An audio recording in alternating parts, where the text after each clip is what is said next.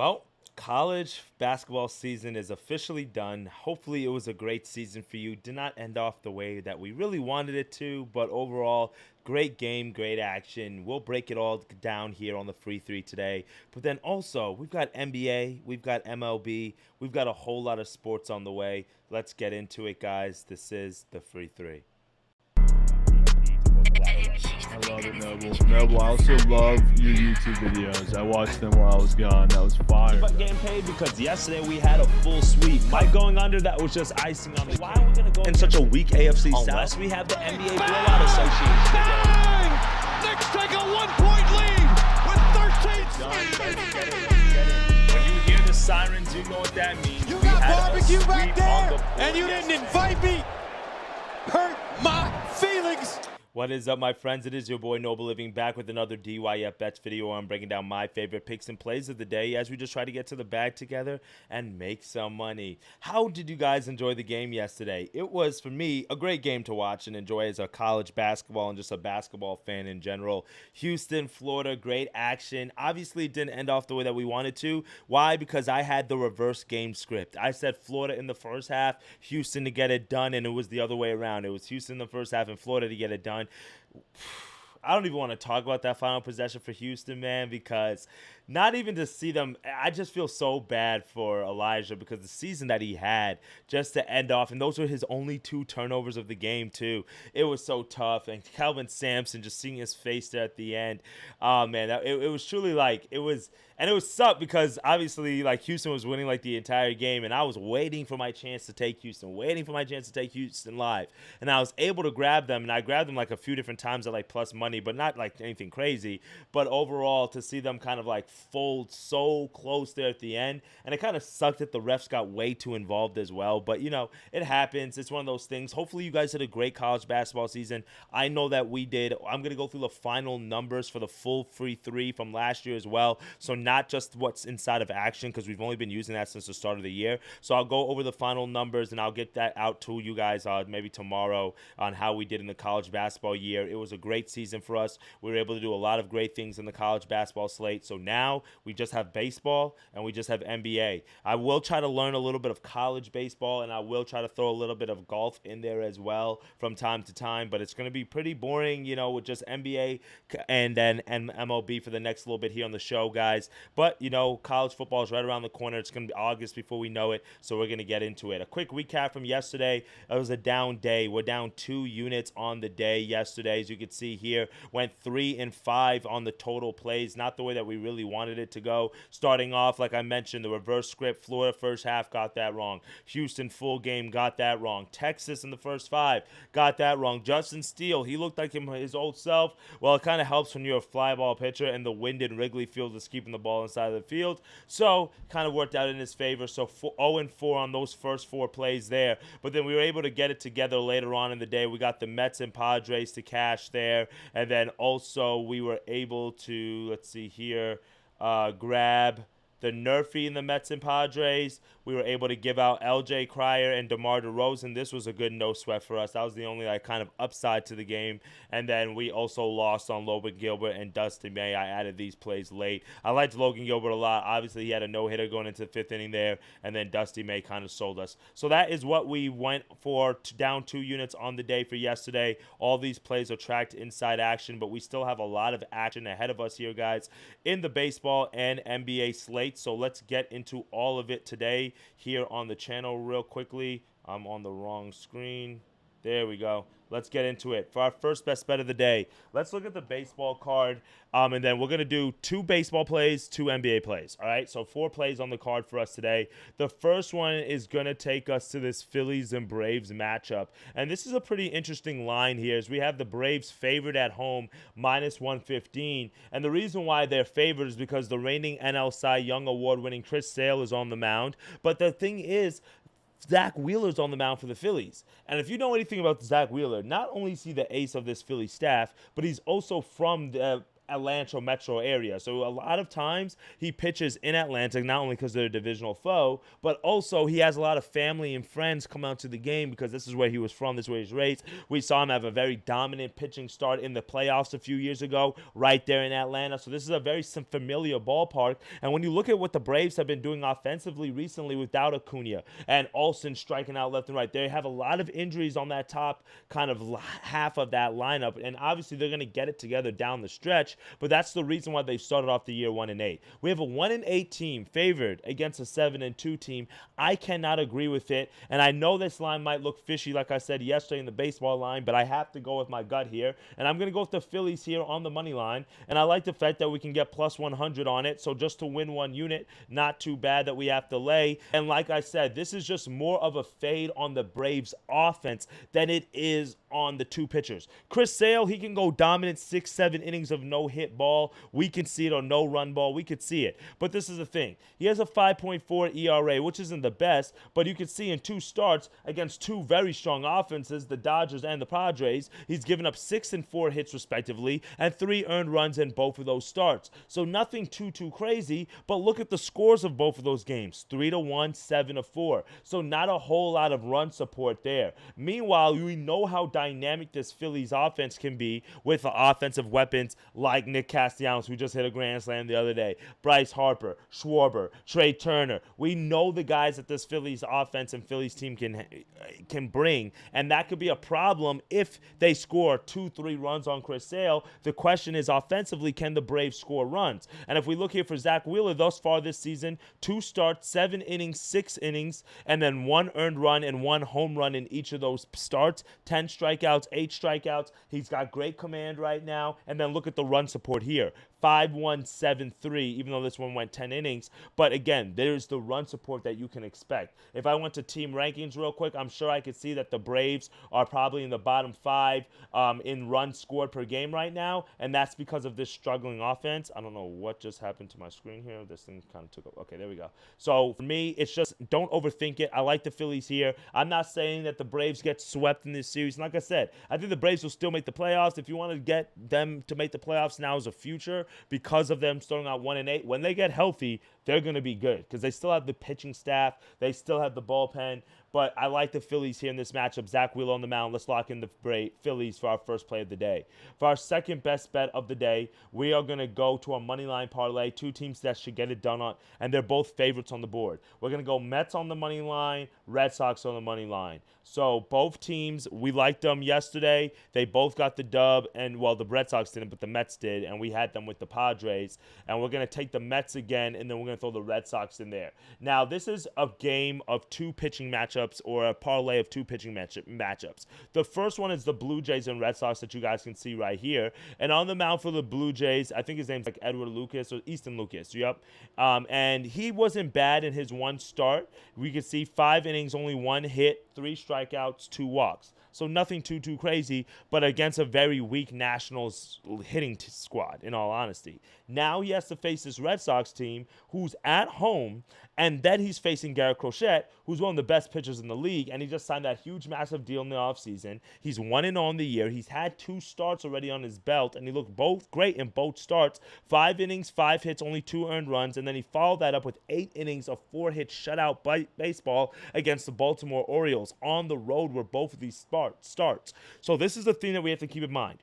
This is the first home game for Garrett Crochet, and this is also Easton's first game here at Fenway Park.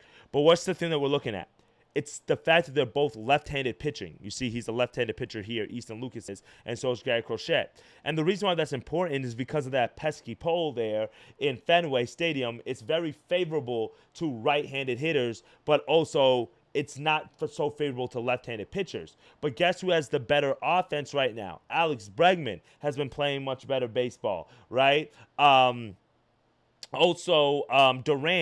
great against lefties. So the Red Sox have the offensive weapons here that I believe, and not only just the stronger pitcher, that to be able to grab the win. Now, when we go look at the Mets and the Marlins here, the Marlins are going to be a fade team, like I mentioned. They're 5-5, but 4 of those 5 wins came in walk-off fashion, and a few of these losses have come because they can't they don't have a bullpen. And for me, the Mets have the better bullpen. We saw them yesterday, 1-0 tight game. Marlins could not get any runs, and the Mets squandered a ton of runners in scoring position yesterday as well. They were able to get a run in the 8th, win that game 2-0, cover the run line. But the thing was, the reason why we really liked the Mets yesterday is because of this guy that we're looking to fade here, which was Gillespie, but he actually got chalked from yesterday's starting, got moved to today. I didn't change the pick because I still like the Mets, but this is the guy that I was looking to fade. We could see here in 2 starts this year, one against the Pirates, 5 innings, 4 hits, 4 runs, 1 home run, 4 walks. But then you could see here against the Mets, he did face them a week ago, 5 innings, 4 hits, 1 earned run.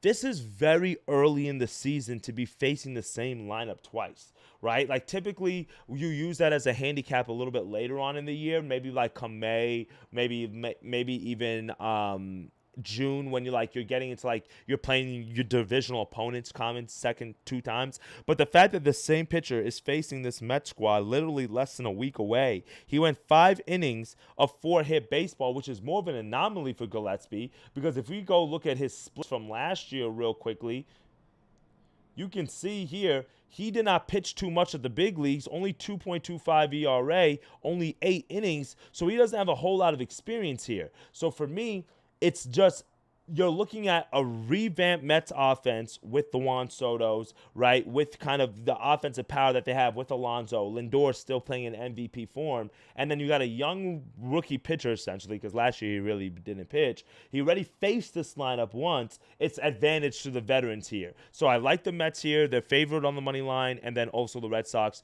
Both of these are 2 bets that we're going to lock in. So those are our 2 baseball picks for the day, guys. And let's lock in our 2 NBA plays real fast here. We have a full game aboard of NBA. So I'm going to be looking for some player props for you guys throughout the day, and I'm going to be looking to handy or tail some guys on gambling Twitter as well. So if you guys have any picks, feel free to drop it in the comments below, as we do have a loaded slate. And also, I like this Lakers-Thunder revenge match. We're going to talk about that here in a second. But our first best bet of the day is going to be a player prop, and it's going to be a guy that's been just shooting out green gobs. And that is going to be Mr. OG Anunoby. And his point lines are too low. It's at over 17.5. And I get it. The Knicks are taking on the Celtics, and the Knicks have sucked against the top teams in the Western Conference and Eastern Conference. I'm wearing the hat. I'm basically a Knicks fan. I'm from New York. I've never claimed to be a real Knicks fan. I mean, I'm a huge Melo fan. He's obviously the best player of like all time. But the thing is, like, I will say I'm a Knicks fan because of Brunson, and the Knicks, they got to get over the hump. I don't have the same anxiety as Knicks fans for the last 20 years because I haven't dealt with the ups and downs and the struggles, but they need to find a way to beat one of the best teams in the league. And there's a great shot. And the fact that the books have them favored is giving me that kind of confidence that says, okay, this might be the game for the Knicks. Also, I just like the fact that the Knicks are playing at the Garden. And if we go to the game logs here and we see how OG Anunoby's played, I said he's been spitting out green gobs because he's gone over 17.5 points in the last 10 games. And it's not like he's skating by it. He's blowing by it. 27 points per game he's averaging over the last 10. If we want to go a little bit further out in sample size, let's look at the last 15, and he's still gone over this number in 13 of the last 15 games. The only 2 times he missed was close to a month ago against the Heat and the Spurs, but this is the confidence I like. 13 attempts, 15 attempts. So the shot volume is still there. Over the last 15 games, he's been averaging 17 shot attempts on 7 3-pointers per game. So I love to see that. The volume is there. We saw this dude pulling out 360 dunks. I know they said it was because of the Sunni League girl or whatever. I don't care. He's at the Garden. Whatever motivates you, hoop. Now, I get Jalen Brunson's back. A lot of these numbers came when Jalen Brunson wasn't there.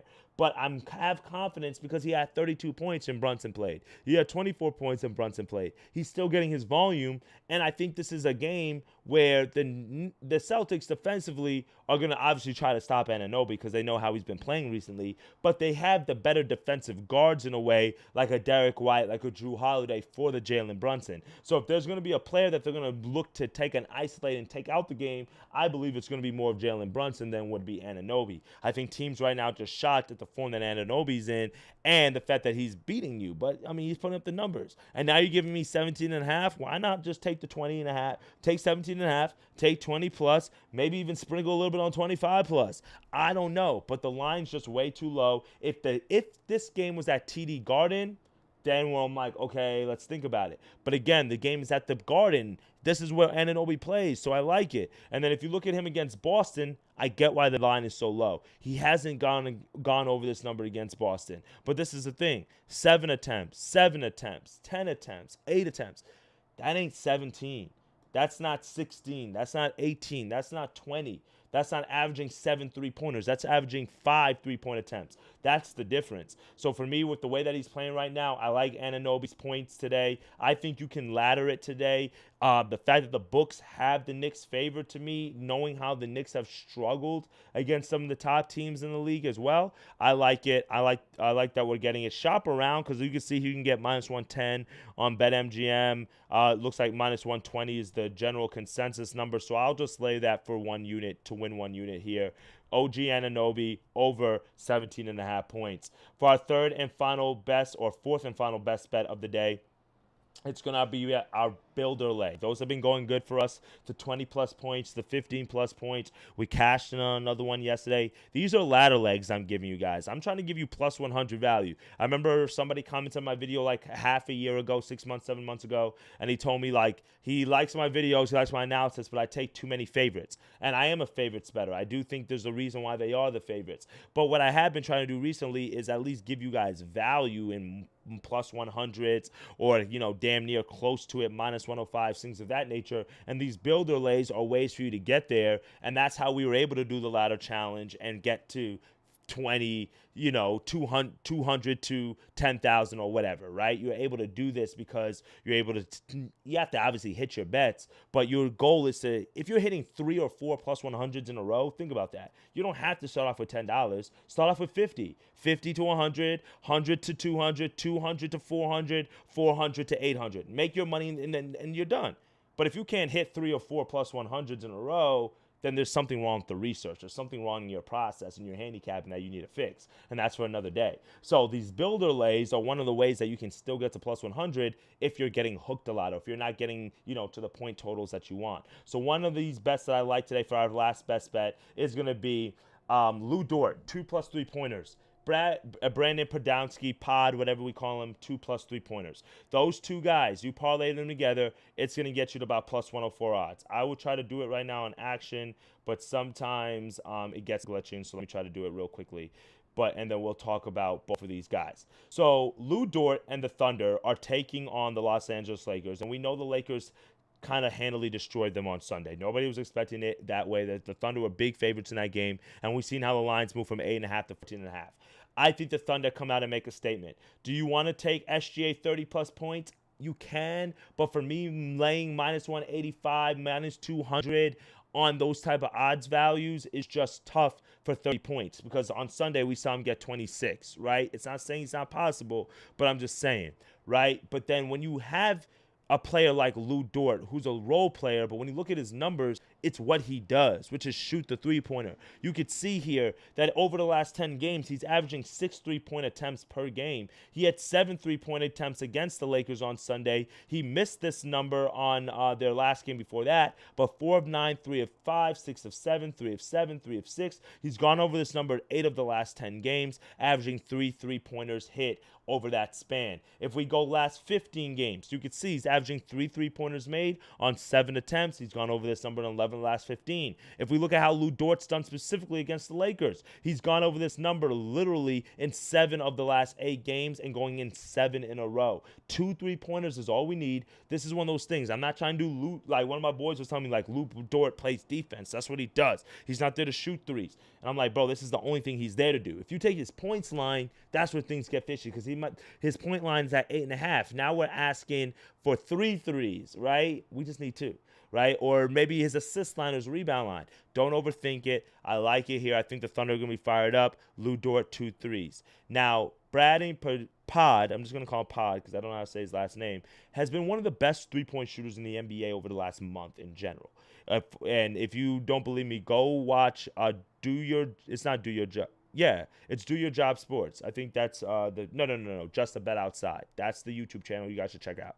Just a Bet Outside. He does the research help, and he does the G's of threes 1 day a week. And if you look at Pod's numbers, over 40% three-point shooting on 40 attempts or more in the last like week.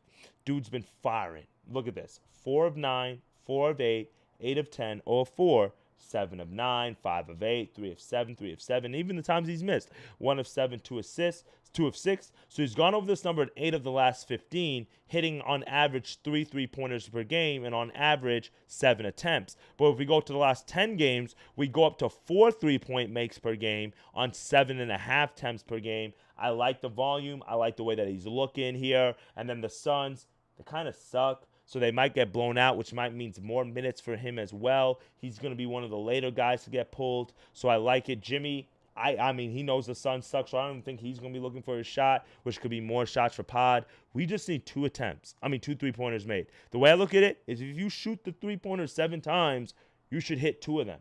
That's literally less than 25%. Or it's at 25%. It's like 27%. It's not asking too much. Plus 117 right here. That's what we're locking in for our 4th and final pick of the day. So 4 best bets that we've locked in. And I really like the value, guys, that we've gotten on this card. Plus 117 for Lou Dort 2 threes and Brandon Pod for 2 threes. Then we've also locked in OG Anunoby at minus 120 for over 17.5 points. We're going to go with the Mets and the Red Sox on the money line at plus 110. And then the Phillies on the money line at plus 100. 4 best bets that we've locked in on this Tuesday card. I thought it was Wednesday, but it's definitely Tuesday. On this Tuesday card. I appreciate y'all for tapping in this morning, guys. It is your boy Noble Living. If you guys need anything, let me know. Drop a comment below. If we sweep the board, somebody's going to get paid. And then the Nobu Nerfy, we cashed in yesterday. We only took 1 play and a hit. So we're going to run it back today. That's going to be on TikTok. $180 to try to see if we're going to do a parlay or single. I don't know. But we hit yesterday 100 to win 80. So now we're going to roll that 180 forward. So my goal is to hit 4 to 5 bets in a row. So this way we can make it to Nobu. So check it out on TikTok at Noble Living for the Nobu Nerfy. Appreciate y'all. As always, let's have a great day. Added plays will be on Action Network at Noble Living. All right? Appreciate y'all. Let's have a day. Later, gang.